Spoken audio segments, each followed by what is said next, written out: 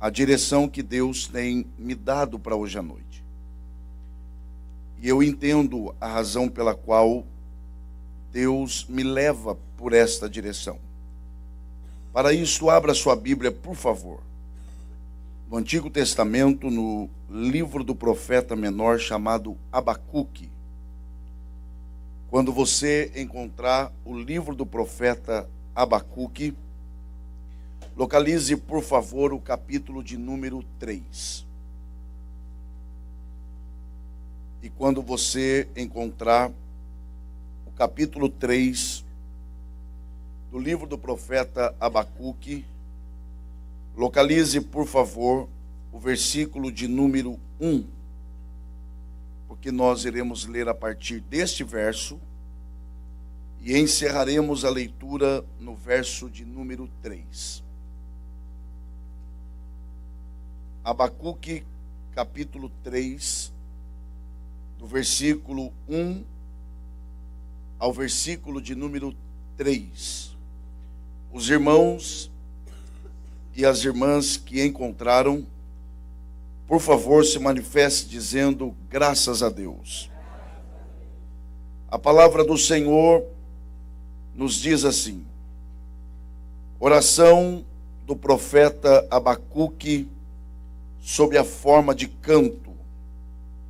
Tenho ouvido, ó Senhor, as tuas declarações e me sinto alarmado.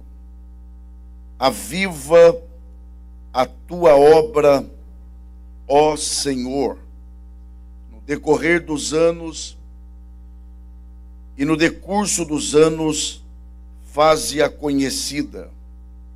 Na tua ira, lembra-te da misericórdia. Deus vem de Temã, e do monte Parã vem o santo. A sua glória cobre os céus, e a terra se enche do seu louvor. E os que podem, digam amém. Podeis tomar assento, meu muito obrigado. E que Deus, por graça, mais uma vez, abençoe a exposição de sua palavra. A verdade é que nós estamos diante de um dos textos que nos é extremamente familiar. Aliás, se nós fôssemos fazer um levantamento aqui entre os crentes pentecostais, dos textos mais conhecidos, e por que não dizer os textos mais amados, apreciados e usados, sem dúvida alguma, para os pentecostais, este clamor apaixonado do profeta Abacuque por avivamento faria parte desta lista.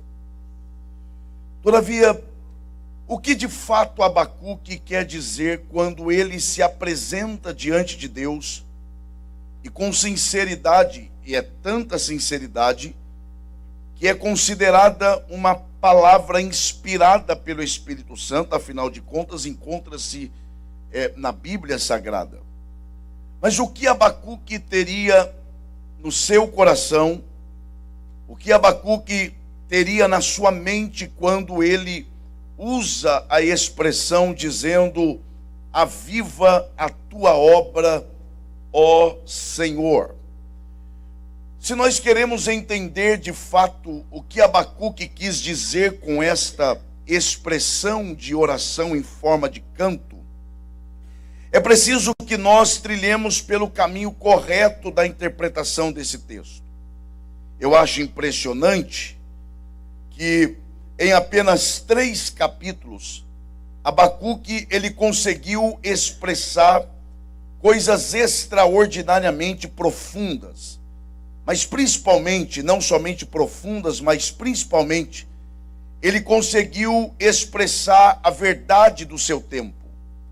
Em apenas 3 capítulos, Abacuque foi capaz de expor a realidade do seu tempo, os problemas do seu tempo. E não somente isso, Abacuque também foi capaz de expor e identificar e apontar a solução para os problemas do seu tempo. E, finalmente, ele também foi capaz de expor os resultados desta solução. Agora, é interessante para você que está atento, que Abacuque ele divide o seu livro em 3 partes, e não é à toa que ele faz isso. Porque a primeira parte, que é o capítulo de número 1, Abacuque ele se encontra em uma espécie de vale espiritual. Para o leitor atento da Bíblia Sagrada, ele vai perceber que Abacuque está em conflito consigo mesmo. Abacuque está sendo bombardeado por sentimentos, questionamentos. E estes questionamentos que Abacuque expõe no capítulo 1 do seu livro, não é fruto do acaso. Pelo contrário, é fruto do que os seus olhos viam no seu tempo. E o que Abacuque vê no seu tempo pode ser classificado de 3 formas. Primeira, violência. Se eu fosse você, eu não perderia isso aqui. Violência. Segunda coisa que classificava o tempo de Abacuque, além da violência, a injustiça social. E em terceiro lugar, a má distribuição de renda. Eu vou repetir para te dar a chance de você gravar os problemas do tempo de Abacuque.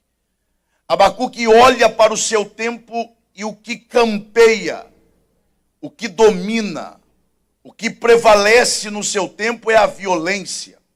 Isso é tão verdade, para você que está atento, é claro, de que Abacuque ele abre o seu livro dizendo: até quando gritarei violência e tu não farás nada? Ainda no capítulo 1, Abacuque também expressa o problema que ele tinha em olhar para o seu tempo e perceber a injustiça social. E pior, a má distribuição de renda, onde quem era rico ficava mais rico e quem era pobre ficava cada vez mais pobre. Abacuque ele está tão aprofundado nesta crise que ele chega a questionar dizendo: seria os teus olhos tão puros e tão santos que tu não é capaz de ver a maldade desse tempo? A verdade, para você que está atento, a verdade é que Abacuque está beirando, e seria bom você dobrar atenção para não dizer que eu falei que ele blasfemou. Abacuque estava beirando a blasfêmia, porque a verdade é que Abacuque via a maldade do seu tempo e questionava a bondade de Deus, que não se manifestava da forma que ele queria. No capítulo de número 1, Abacuque está mergulhado em um vale espiritual. No capítulo de número 3, e eu pulei o 2 propositalmente, no capítulo de número 3, o mesmo profeta que no capítulo 1 está mergulhado neste vale espiritual, ele agora está numa espécie de montanha espiritual. Porque são deles a palavra: pode o mantimento faltar, o fruto da vide pode mentir, a figueira pode secar. Todavia eu me alegrarei no Senhor, exultarei no Deus da minha salvação. E ele vai dizer: porque ele faz os meus pés como das corças em lugares altos. O mesmo profeta que no capítulo 1 está numa espécie de vale espiritual, ele agora no capítulo 3 está numa montanha espiritual. A pergunta aqui é: o que aconteceu entre o capítulo 1 e o capítulo 3 que levou o profeta a sair dessa espécie de vale espiritual e agora se encontrar numa montanha espiritual? Um profeta que questionava e agora está confiante. O que acontece é o que está no capítulo de número 2. E o que está no capítulo de número 2 ele pode ser dividido de algumas formas. Ele pode ser dividido como duas atitudes e dois, quem me ouve diga amém. Duas atitudes e dois fenômenos. A atitude que Abacuque ele tem é que ele deixa o lugar que ele estava e começa a subir a escadaria da torre de vigia. E quando ele chega na parte mais alta desta torre, ele tem a segunda atitude, que é começar a orar. Quando ele começa a orar, ocorrem alguns fenômenos. Ele vai ouvir a palavra de Deus. Segundo, ele vai ter a sua fé renovada. E em terceiro e último lugar, e principalmente, ele vai ter os seus olhos espirituais abertos. Então Abacuque sobe a torre de vigia, começa a orar, e à medida que ele ora, Deus começa a falar. E à medida que ele ouve Deus falar, a fé no seu coração é renovada. E os seus olhos espirituais são iluminados. E quando os seus olhos espirituais são iluminados, ele então detecta o verdadeiro problema. E aquele profeta que no capítulo de número 1 achava que o problema da humanidade, que o problema da sua geração se classificava em violência, injustiça social, ou mesmo má distribuição de renda, ele vai perceber que o problema da sua geração estava em outro lugar. Porque a violência, a injustiça social e a má distribuição de renda não era a causa do problema, eram os efeitos da causa. Porque a causa mesmo ele vai demonstrar na sua oração, no capítulo de número 3, quando ele se apresenta a Deus e diz: aviva a tua obra. O que Abacuque está deixando claro aqui é que ele, com os olhos agora iluminados, ele entendeu que o problema não estava na violência, o problema não estava na má distribuição de renda e nem tampouco na injustiça social, mas o problema estava na obra do Senhor aqui na terra. E é por isso que ele diz, ao invés de resolver estes problemas, faz o seguinte: resolva o problema da tua obra. Porque se a tua obra for avivada, todas as demais coisas chegarão no lugar.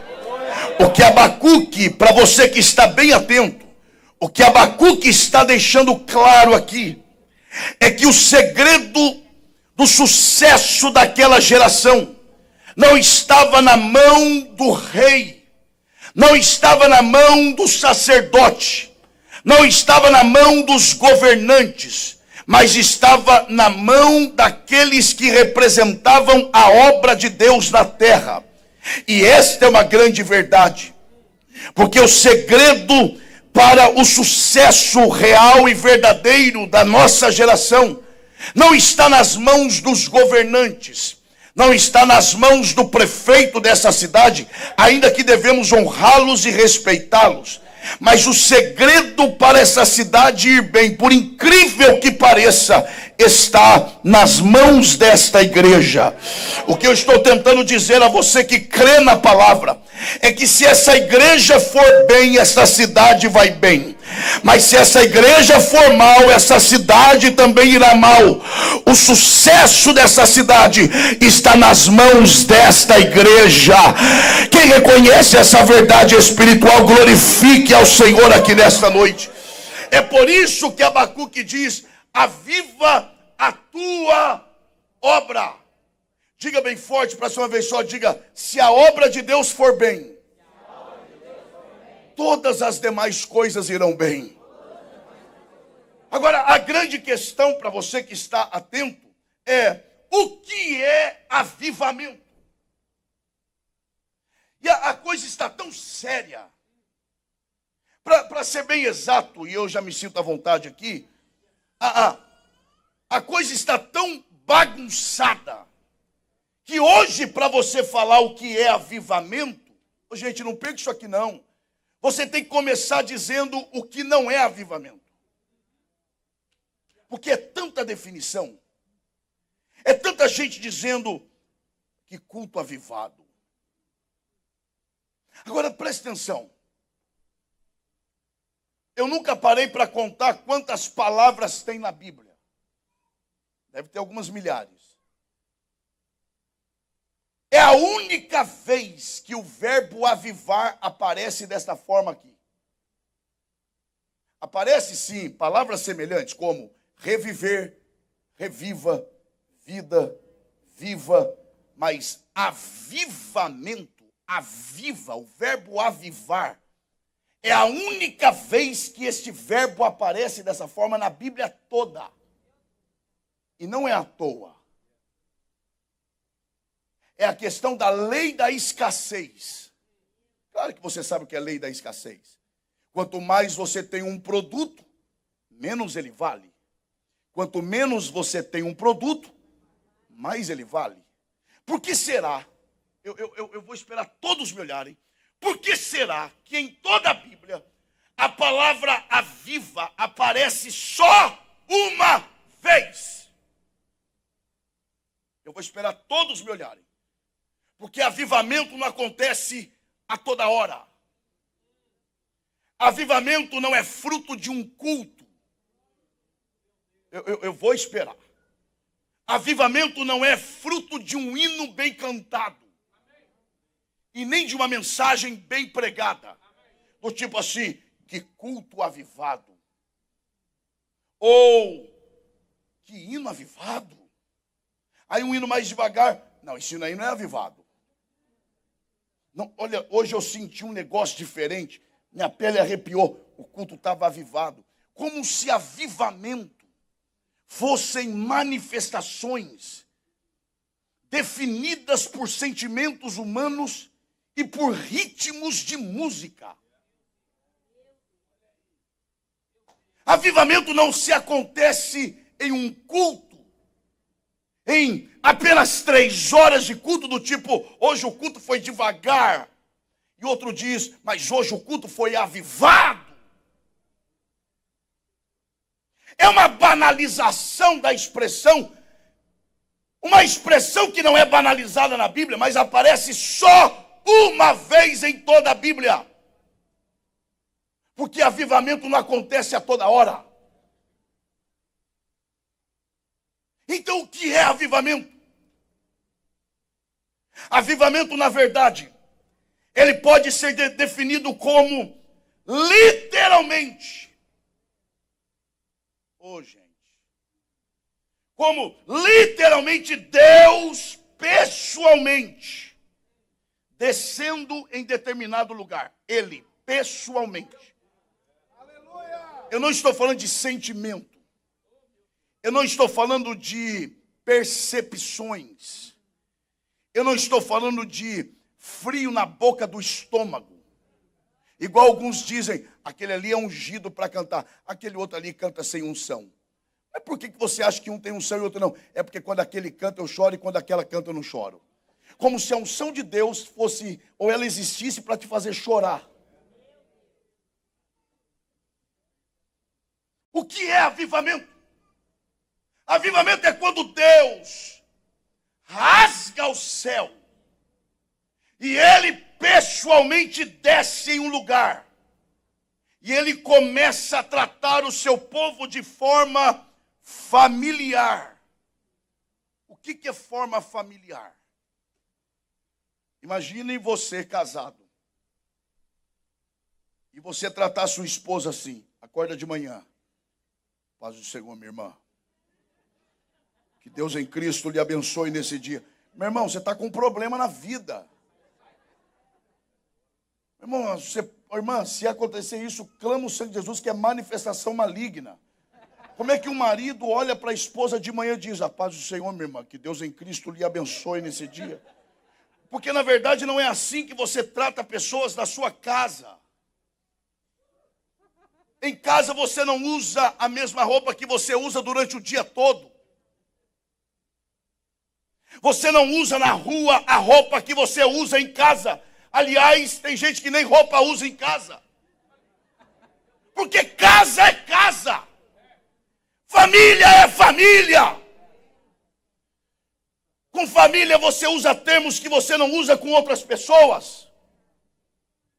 E o que é avivamento? Gente, não pense isso aqui não. Avivamento é quando Deus decide pessoalmente descer no lugar. E as barreiras da formalidade são quebradas. E Ele começa a tratar com o seu povo sem barreira, sem empecilho, sem formalidades. E Ele começa a tratar a sua igreja de forma familiar. Na verdade, em tempos de avivamento, ocorre o que o salmista falou: provai e vede que o Senhor, preste atenção nisso, o que o salmista quer dizer com isso? Provar aqui não é eu te provar que Deus é bom. Quando ele diz provai, ele está dizendo, lembra quando alguém faz um prato gostoso para você comer? Eu não sei porque que eu lembrei de comida. Mas lembra quando alguém faz um prato gostoso para você comer e ela diz assim, prova um pouquinho. O que é provar? É você provar para o outro que é bom? Não, é você experimentar. É você degustar. É isso que o salmista está dizendo. Provem, degustem, experimentem que Deus é bom. Em tempos de avivamento, eu não creio que Deus está no lugar. Eu experimento Deus no lugar. Porque quer ver, se eu perguntar para você aqui, quem crê que Deus está aqui, todos irão levantar a mão, até quem não crê, porque ele vai na onda, porque nós estamos acostumados a dizer, Deus está aqui, e a gente vai na onda. Mas a verdade é que existe uma diferença entre crer que Deus está aqui e experimentar Ele aqui, degustar Ele aqui, provar da sua presença. Quem deseja provar da presença de Deus, adore a Ele nesta noite. Avivamento é quando Deus rasga o céu e Ele pessoalmente começa a andar no meio do seu povo. E Ele pessoalmente começa a imprimir os seus princípios no coração do seu povo. Não é apenas crença que Ele está, mas é verdade. A sua presença é acentuada. A sua presença chega a ser quase que palpável. Você percebe no ar que Deus está no lugar. E a sua santidade é exalada no lugar. Mas você precisa ouvir isso aqui. Se avivamento não acontece a todo tempo, então quando se faz necessário avivamento? Se avivamento não é uma coisa que ocorre sempre, então quando tem que acontecer avivamento? Quando você lê o livro do profeta Abacuque, você descobre. Porque a verdade é que avivamento geralmente, o verdadeiro avivamento, geralmente ele ocorre em tempos caracterizados por crise. Crise em 3 aspectos. Crise nacional, crise na igreja e crise pessoal. Eu acho interessante, pastor Tennyson, porque a história de todos os verdadeiros avivamentos, seja na Bíblia ou na história da igreja, eles sempre ocorreram debaixo da figura de um profeta. Eu vou repetir para te dar chance de você gravar isso. Todo verdadeiro avivamento é marcado pela figura de um profeta. E profeta não aparece toda hora. Porque profeta só floresce em tempos de crise. Porque profeta, ele surge como alguém que primeiro denuncia o problema e aponta a solução. Profeta, aliás, profeta nunca é anunciado. Profeta nunca é esperado. Profeta simplesmente aparece. Você nunca vai ver nome de profeta no cartaz, do tipo, não veja a hora dele chegar. Porque profeta não é desejado. Profeta não é esperado.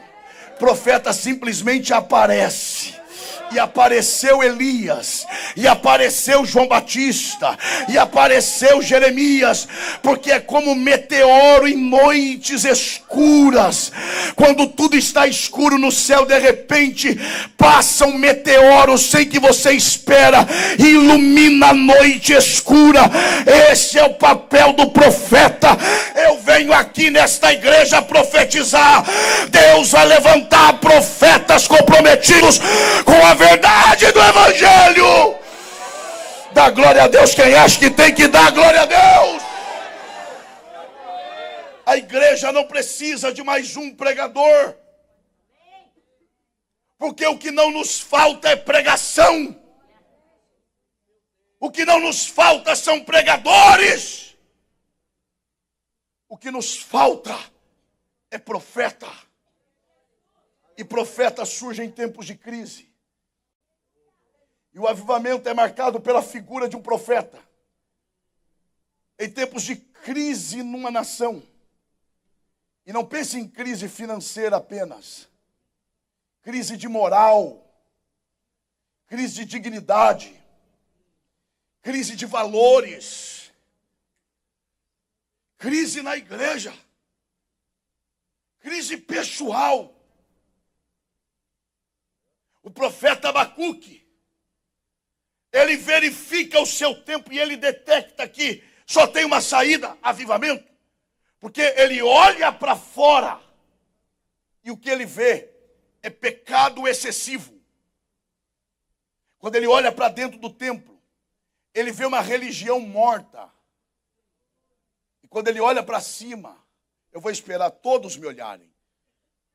E quando ele olha para cima, ele vê o juízo chegando. Deixa eu repetir aqui. Quando ele olha para fora, o povo peca. E peca como se não fosse pecado. Quer ver? Sai nas ruas das cidades por aqui. A essa hora. Chega para um jovem que está curtindo a vida. E diga para ele que ele está errado. Ele diz para você, eu estou no meu direito. Porque eu trabalhei e estudei a semana toda e agora é meu momento de lazer. Pecado agora é chamado de lazer.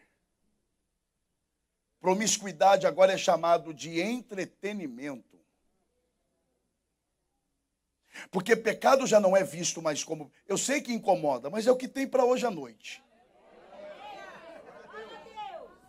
Pecado excessivo. Estilo de vida no pecado. Você quer ver uma coisa? Eu estou pregando para muitos brasileiros aqui. Há uma onda no Brasil em dizer que a igreja brasileira está num avivamento. Como é que o Brasil é conhecido fora dele? Já não é mais o país do futebol. Depois daquela última, acabou. Hoje o Brasil é chamado apenas de o país do carnaval. E o que significa carnaval? Festa da carne. Pois é assim que o Brasil é identificado, o país da carnalidade. Você quer ver que é verdade? E não adianta olhar para o lado, olha para cá. Você quer ver que é verdade? Vai vender caixa de fósforo, tem que colocar mulher sensual.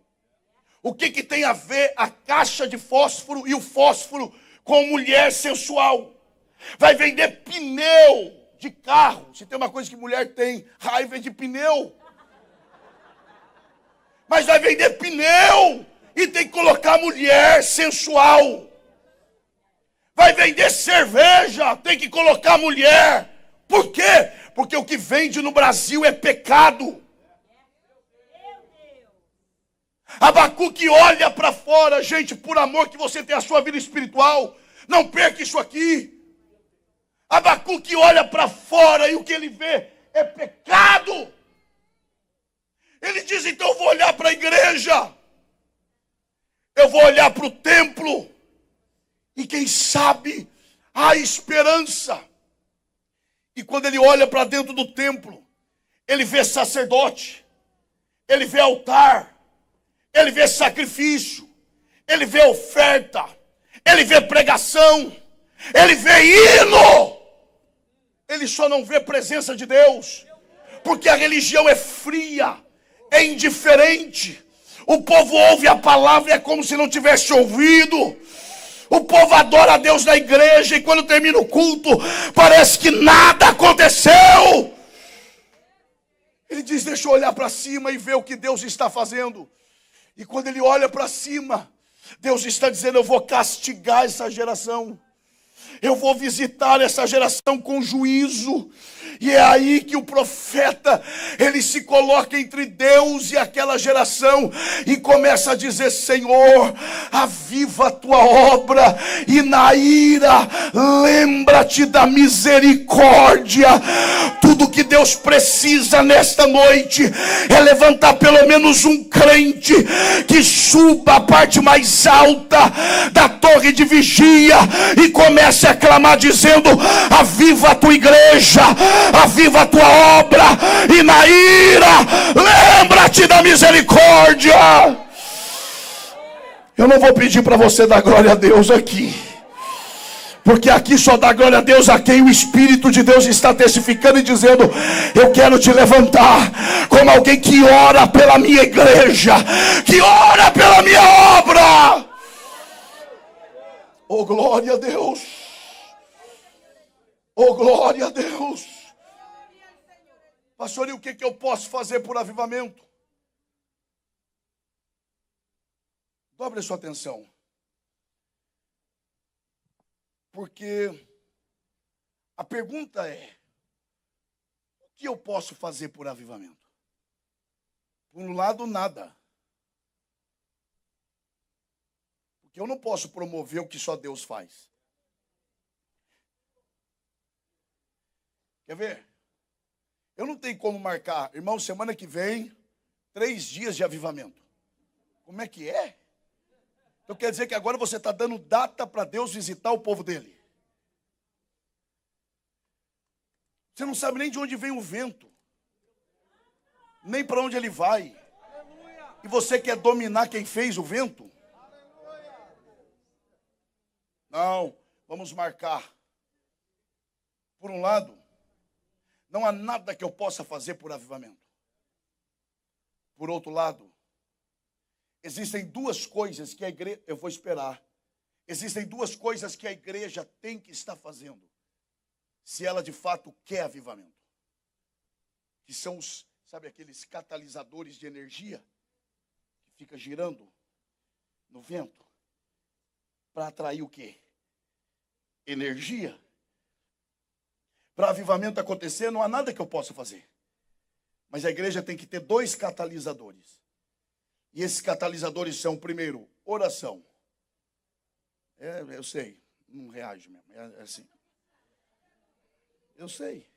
E segundo, pregação fiel da palavra.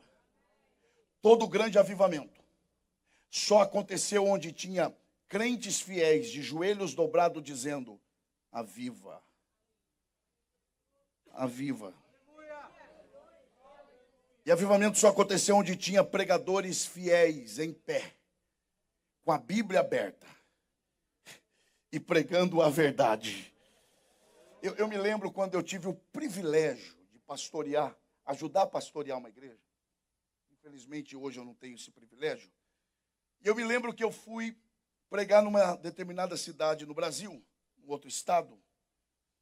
E o pastor da igreja, depois do culto, conversando comigo, perguntou, você está dirigindo igreja, Elisa? Eu falei, eu estou ajudando a pastorear uma igreja. Ele, então deixa eu lhe fazer uma pergunta. Eu falei, pode fazer. Qual que é o esquema de vocês lá? É lógico que eu entendi o que ele quis dizer. Mas eu falei, eu vou dar corda para esse camarada. Eu olhei para ele, esquema, pastor, como assim? Ele, o que vocês fazem lá para movimentar o negócio? Eu falei, pastor, não estou entendendo. Não, o que vocês fazem para atrair o povo? Eu falei, entendi. A gente faz 2 coisas. Ele, o quê? Eu falei, a gente ora e prega. Ele olhou para mim e falou assim, só isso? E quando não é isso, a gente prega e ora. O que ele estava querendo é: quais são os esquemas de vocês atrair o povo? Que tipo de campanha vocês fazem? Que tipo de artifício vocês têm para o povo vir para a igreja? Porque parece que não é mais Deus quem move a igreja. Parece que não é mais Deus quem atrai o povo para a igreja. E eu me lembro de uma passagem bíblica. Imagine a cena: você saindo da cidade e indo para o deserto. Ou saindo do deserto para a cidade. De repente você vê, vindo da cidade para o deserto, uma multidão. Você para o líder dessa multidão e pergunta: para onde vocês estão indo? Deserto. Fazer o que lá? Vai ter culto. Culto no deserto? É. E aí, é culto de prosperidade? Se é. E quem vai pregar? O nome dele é João o Batista. E ele é gente boa demais. A mensagem dele, boa demais. Só prega uma coisa: arrependei-vos. E quando ele está bravo, ele chama a gente ainda de cobra. Ué, mesmo assim vocês estão indo para o deserto para ouvir esse camarada? Pois é. Mas por quê? Não sei. É uma força que nos leva para lá para ouvirmos a verdade. Oh, glória a Deus. Eu ainda acredito que quem move a pessoa é Deus. Oh, tem gente levantando a mão, pastor Tênis, porque crê desta forma. Quem ainda dá crescimento à igreja não é método humano, não é artifício humano, não é esquema humano. Quem ainda move a igreja é Deus.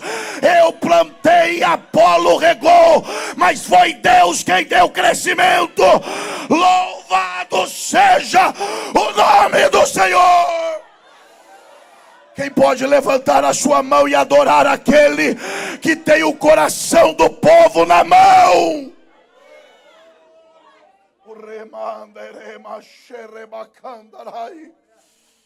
Onde está a mão que você levanta para adorar o Senhor?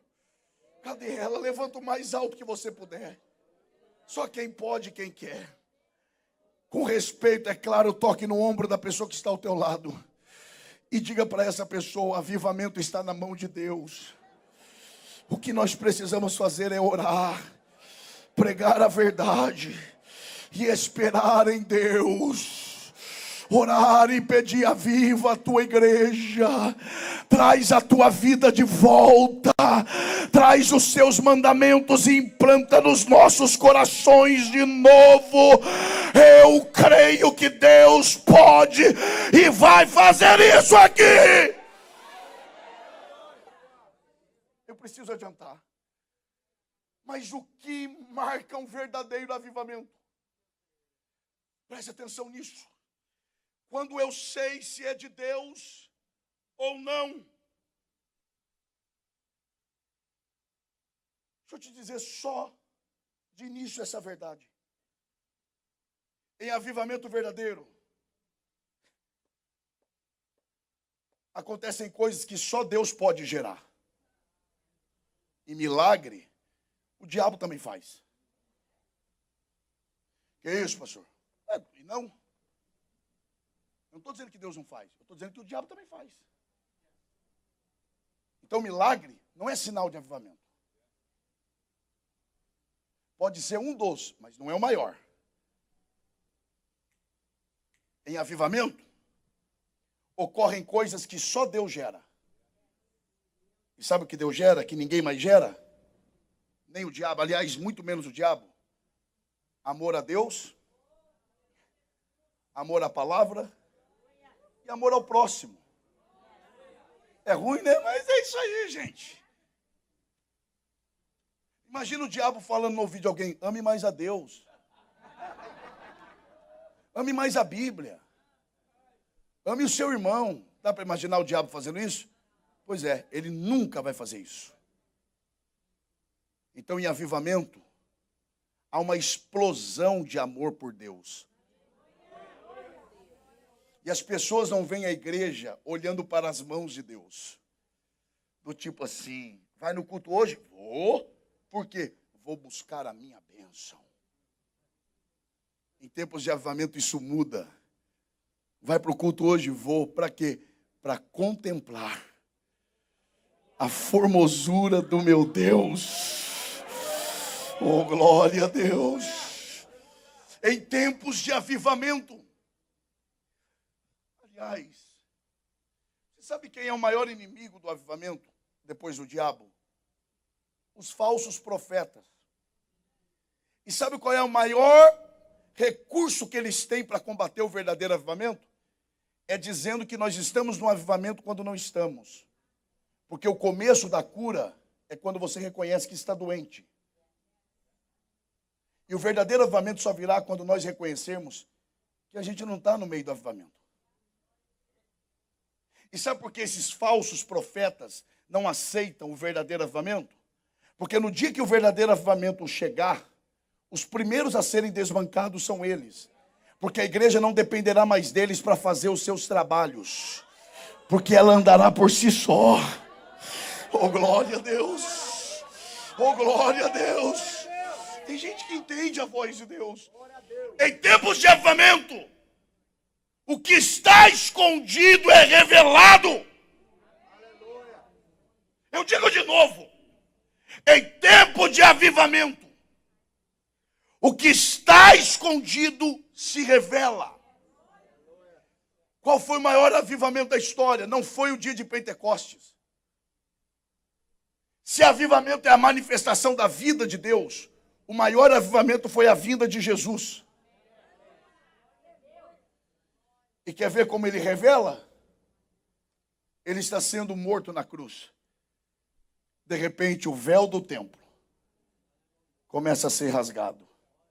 De alto a baixo. O que estava por trás do véu? Santo dos Santos. Quem é que podia entrar lá? Sumo sacerdote. Quantas vezes no ano? Você acha que os sacerdotes não tinham vontade de entrar lá? O povo não tinha? Tinha. Mas podiam? Não. Porque eles entendiam que lá era o santíssimo lugar. Imagina a curiosidade. O que deve ter lá? Deve ter alguma coisa muito extraordinária. Agora imagine no dia da morte de Jesus e um sacerdote ou aspirante sacerdote limpando o templo e olhando para a cortina e dizendo: como eu queria ver o que tem lá. Deve ter tanta coisa grande lá. De repente o véu começa a se rasgar. Não posso olhar, mas quero olhar. E ele olha. E o que é que tem lá atrás? Nada. Mas quem olhava a cortina dizia: deve ter tanta coisa. Mas quando a verdadeira vida de Deus aparece, a sua mentira perde a força. O seu engano cai por terra. A nossa hipocrisia perde a força. E aos sinceros é dada a oportunidade de se render e dizer: eu reconheço que não sou aquilo que às vezes parece ser, e eu preciso de uma renovação espiritual. Quem deseja avivamento ainda aqui, levante a sua mão e dê o melhor. Glória a Deus que você pode.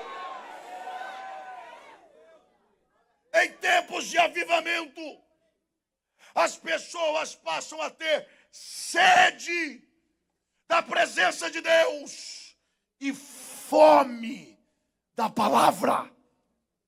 Diga: fome da palavra. Ah, quando o avivamento chega, as pessoas são ávidas a ouvirem a palavra. Lembra de Esdras? E eu encerro. Claro que você se lembra. O livro foi achado entre os escombros. E quando foi achado, Esdras, no outro dia, sobre um púlpito de madeira, feito para aquele fim, isso é, consagrado só para aquilo, 6 horas da manhã, em pé, Esdras abriu o livro. E o povo dormindo, que nada, em pé. Como um só povo. Não é em cadeira almofadada. Não é no carpete maravilhoso, não. Em pé. 6, não é 8 da noite, não. 6 da manhã. Em pé. E Esdras pregou? Não. Só leu. E não tinha esse negócio de olha para cá. Não perca isso. Preste atenção. Não perca isso por nada. Para quem está atento. Não. Só lendo. 6 da manhã, lendo. E o povo em pé ouvindo. 8 da manhã, lendo. E o povo em pé ouvindo. 10 da manhã, lendo. E o povo em pé ouvindo. Quando deu meio-dia, a Bíblia diz que Esdras deu de fechar o livro. Quando ele deu de fechar o livro, depois de 6 horas, o povo começou a gritar: não para não. Lê mais. Leia mais. Queremos mais da Bíblia. Queremos mais a palavra. O que é isso, pastor? Resultado de avivamento, porque gera fome pela palavra. Quem deseja isso de verdade, oh glória!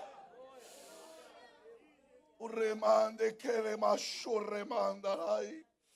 É só o Espírito de Deus que pode trazer isso a nós. E eu encerro perguntando e respondendo: quanto tempo dura um avivamento?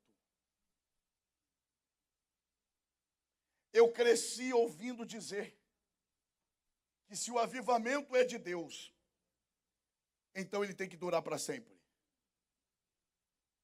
Ah, é? Então, se isso for verdade, de duas uma. Ou que Daniel Berg e o Navingra viveram no Brasil não foi avivamento, ou aquilo foi uma mentira. E eu acho que foi avivamento. Porque um homem andar 340 quilômetros a pé para pregar para uma pessoa. Gente, a gente não atravessa o corredor do apartamento. A gente conversa com pessoas ímpias o dia inteiro. E a gente sequer fala do amor de Deus para essas pessoas. O que dirá caminhar 340 quilômetros a pé?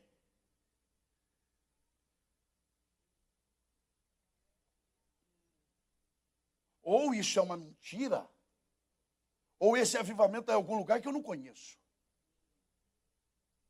Porque avivamento não acontece para durar para sempre. Porque avivamento é como fogo. Quer ver? Quem é que comeu alguma coisa aqui hoje? Ninguém comeu hoje. Quem é que comeu algo que precisou de fogo para isso? Comeu tudo gelado, é isso? Quem é que precisou de fogo aqui? Alguma coisa que aquecesse? O fogo está aceso lá ainda? Não. Porque fez o que tinha de fazer e apagou. Porque se deixar aceso, ou acaba o gás, ou pega fogo na casa toda. Porque fogo demais acaba o gás. Quer ver uma coisa? Se ficar sem chover 3 anos, é bom ou é ruim? E se chover 3 anos sem parar? Avivamento é assim. É como chuva. A chuva vem, rega a terra, produz os seus frutos e vai embora. Quando os frutos começam a morrer, Deus manda a chuva de novo, molha a terra e os frutos renascem. Assim é avivamento. Deus manda a chuva, molha a terra, surgem os frutos, e quando começam a morrer, a igreja começa a dizer: manda a chuva de novo, aviva de novo, reaviva a tua igreja, e de repente Deus manda a chuva de novo, e começa a molhar a terra, e os frutos começam a renascer para a glória de Deus. Quem deseja orar por avivamento aqui nesta noite, se coloque em pé, glorificando ao Senhor. Eu não tenho dúvida de que a maior razão pela qual Deus nos fala aqui essa noite é porque Ele quer levantar um grupo de pessoas aqui para que, junto com a liderança desta igreja, ore por avivamento. Quem deseja clamar por avivamento aqui nesta noite? Onde está a mão que você levanta para adorar ao Senhor? Aliás, deixa eu fazer duas perguntas aqui. Quem ouviu a palavra, diga amém. Quem entendeu a mensagem, diga graças a Deus. Eu vou fazer mais duas perguntas, e se a resposta para a primeira for positiva, você vai levantar sua mão direita, e se a resposta para a segunda for positiva, você vai levantar junto com a direita a esquerda. A primeira pergunta é esta: quem aqui reconhece que, olhando em volta deste país que você mora e em torno do mundo, quem aqui reconhece que nós não estamos no meio de um avivamento, mas nós precisamos de um avivamento? Levante a sua mão direita ao céu. Só quem reconhece que nós carecemos de um avivamento, porque o pecado é excessivo, a religião é fria e o juízo está chegando. Só quem reconhece que precisamos de um avivamento, com a mão direita levantada ao céu. Dos que levantaram a mão direita ao céu e permanece com ela levantada, quem aqui hoje quer se unir a outros irmãos e clamar a Deus como fez Abacuque? Aviva, Senhor, aviva a tua obra. Quem quer fazer isso agora? Junto com a mão direita levantada, levante a sua mão esquerda ao céu. Porque onde tiver mãos levantadas, a graça de Deus vai te tocar agora.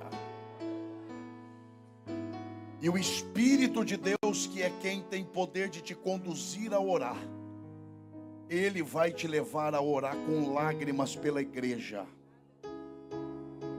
O problema não é financeiro. O problema não é injustiça social. O problema não é violência. O problema é nosso. O problema é nosso. O problema está na obra. Então vamos pedir ao Senhor: aviva a tua obra. Aviva a tua igreja. Traz a tua vida de volta. Faz com que eu não somente creia que tu estás aqui, mas eu experimente a tua presença aqui, ao ponto de os pecados serem perdoados, confessados, deixados, e uma nova vida seja recomeçada. Quem quer orar aqui nessa noite? E não é possível orar por isso sem paixão. E não adianta, porque esse é um sentimento que só Deus pode gerar. Então eu vou te dar 1 minuto de relógio de homem, para você, se for capacitado pelo Espírito Santo, a chorar pela igreja agora. Não é chorar por você. Não é chorar pela sua dor, pelos seus problemas. Ah, como eu quero alcançar aquela bênção. Não. É chorar pela igreja. Chorar pela igreja. Pedir perdão pelos pecados da igreja. Pedir para Deus sarar a terra. Pedir para Deus fazer a gente voltar a chorar por almas. pedir para Deus fazer com que nós pensemos menos em nós e mais nas pessoas. Não, tem gente que não consegue. Mente dominada.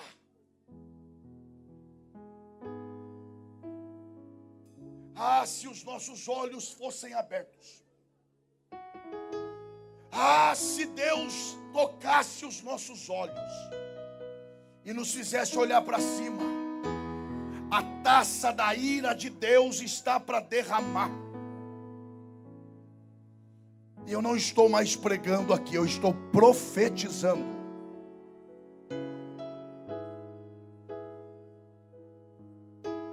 Você ainda tem 20 segundos para tentar orar por avivamento. Eu consigo ouvir algumas pessoas orando. Eu consigo. Ah, eu consigo.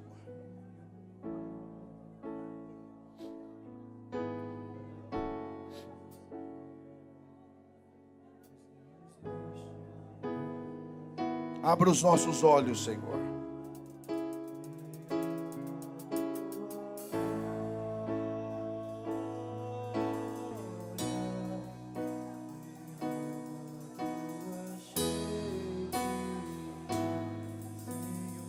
Hoje eu não vou convidar ninguém à frente. Ora no seu lugar. Se derrama no teu lugar. Você é capaz de chorar pela igreja? Você é capaz de chorar por esse país? Você é capaz de chorar por esta nação? Você é capaz de chorar pelas almas que se perdem? O que me anima, pastor Tênis, você vê daqui crentes que conseguem orar pela igreja.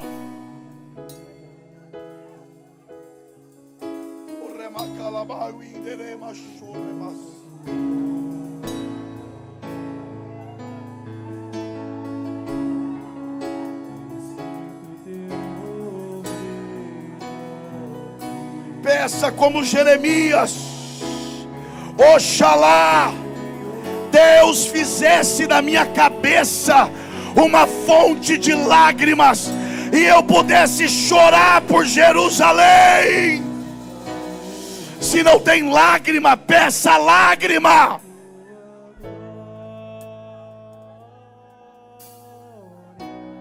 Pastor, eu não consigo chorar por esta nação.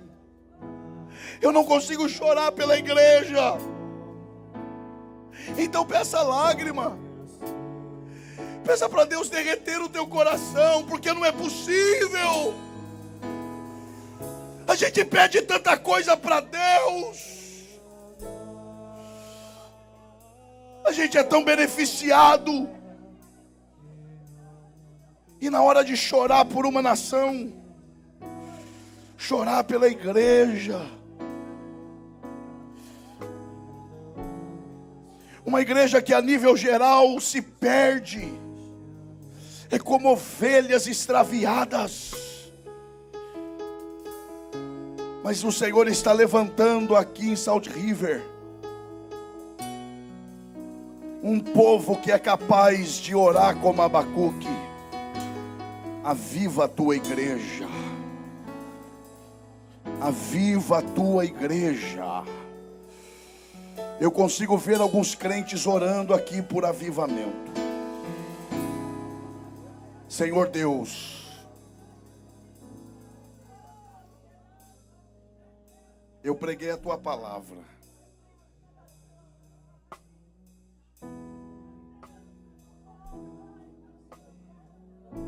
Eu não tenho muito a lhe pedir.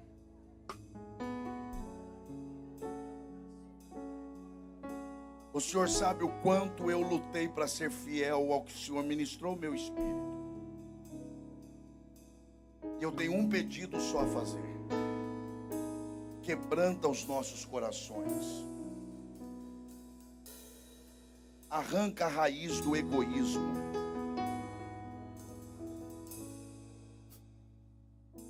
que se ouça uma voz uníssona nesta igreja,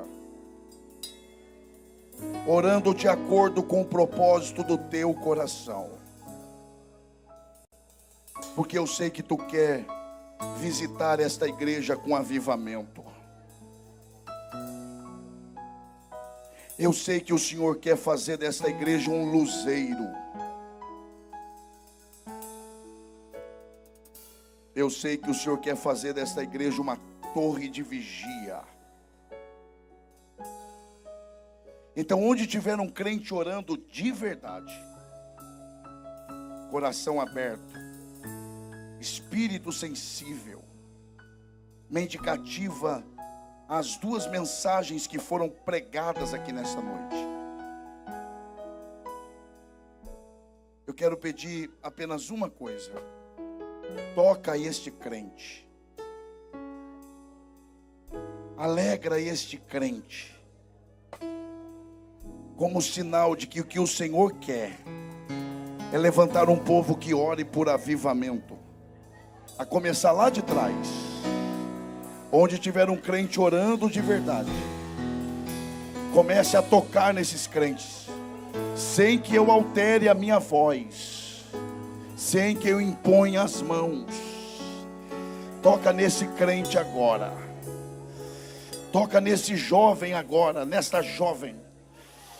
Com todo respeito, toca, Senhor, no ministério da igreja. Dá lágrimas para nós chorarmos pela tua igreja. E aviva a tua obra. Eu vou devolver o microfone ao pastor da igreja, o pastor Tennyson, agora. Mas enquanto o nosso irmão louva ao Senhor, eu quero que você abrace alguém que esteja próximo de você, se você quiser. E diga para essa pessoa: Deus está levantando uma geração para orar por avivamento. Diga: Deus está levantando uma geração para orar por avivamento.